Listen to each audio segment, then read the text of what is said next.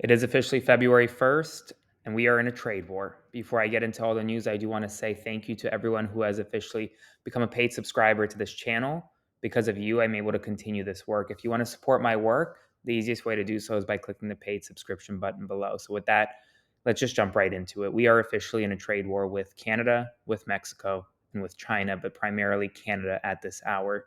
Today, Donald Trump signed an executive order imposing 25% tariffs on all products coming in from Canada and Mexico, 10% tariffs on all products coming in from China.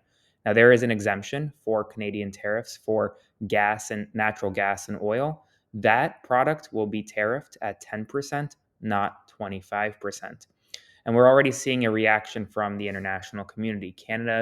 One of Canada's top premiers from Ontario, Doug Ford, has come out saying that Canada will now have no choice but to hit back and hit back hard against the United States of America for opposing these tariffs and essentially abandoning Canada and their trade partnership. So we're going to be in for a very, very long next few weeks. Now, a number of things will be impacted by these tariffs. A number of products from Mexico, Canada, and China will see costs rise. And I outlined all of them below. So feel free to read below what products you should expect to pay more for.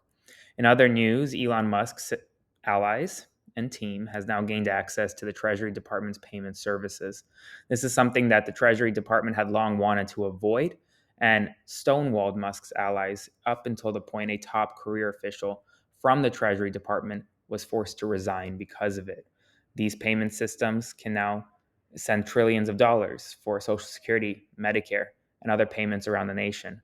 But now Elon Musk and his associates have access to the payment systems.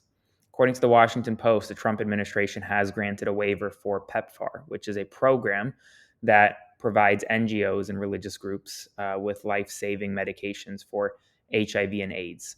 So, after bipartisan push, the Trump administration essentially issued an exemption for funding for PEPFAR. In other news, the website for the USAID, which is the Agency for International Development and Human Rights, essentially, and humanitarian assistance, is officially offline. According to the New York Times, a worker has officially painted over a diversity mural at the FBI Academy in Quantico, Virginia.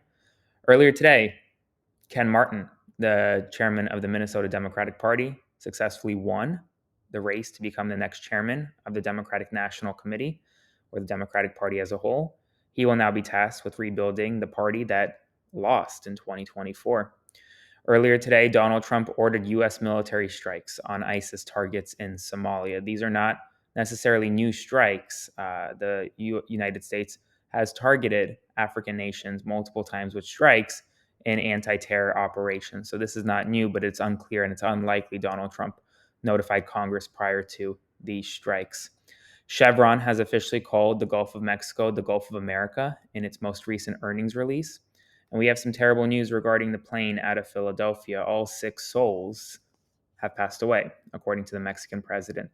The plane was a medevac plane that was traveling from Philadelphia to Tijuana, Mexico, carrying a young girl who had just received medication and treatment for a life-threatening illness. She received that treatment in Philadelphia, and unfortunately, she, along with her mother and 4 other individuals on that plane, passed away in the plane crash. Folks, that's where we're at right now. This is going to be a very busy night. It's going to be a very busy weekend and a very busy week with these tariffs, and prices are going to rise substantially. I don't want to sugarcoat it. That's just what's going to happen. I will continue to provide you updates as we get them in. So be sure to stay tuned. Comment below your thoughts. Let me know. And as always, if you want to support my work, the easiest way to do so is by becoming a paid subscriber to my channel today. Thank you so much, and see you guys in the morning.